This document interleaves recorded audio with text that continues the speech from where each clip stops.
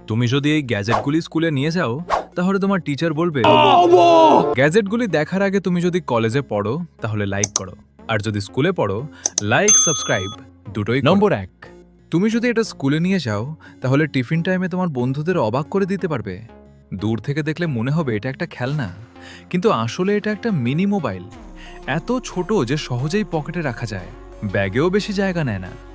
Class শেষ, tiffin শুরু, আর তখনই বের করো এই ছোট্ট ডিভাইসটা।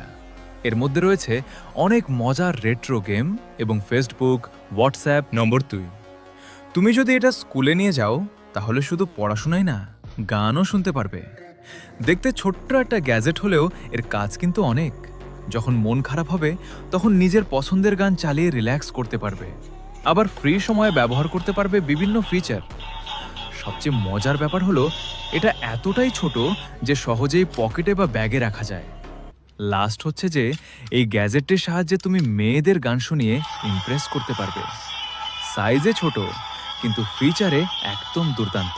নম্বর 3, এত ছোট একটা জিনিস দিয়ে ছবি তোলা আর ভিডিও করা যায়, এটা বিশ্বাসই হবে না। এই ছোট্ট ডিভাইসটা দিয়ে তুমি বন্ধুদের দারুণ দারুণ ছবি তুলতে পারবে। পকেট থেকে বের করো, ক্যামেরা অন করো, আর মুহূর্তগুলোকে বন্দি করে ফেলো। আবার চাইলে ভিডিও রেকর্ড করতে পারবে। স্কুলে কোনো ফানি ঘটনা হলো, এক ক্লিকেই ভিডিও করে রেখে দাও। বন্ধুদের ছবি, স্কুলের স্মৃতি কিংবা নিজের ছোট ছোট ভিডিও সব কিছুই রেকর্ড করে রাখতে পারবে। ছোট গ্যাজেট কিন্তু স্মৃতি ধরে রাখার ক্ষমতা একদম বড়। যারা নতুন নতুন গ্যাজেট পছন্দ করে তাদের জন্য এটা সত্যিই একটা দারুণ জিনিস।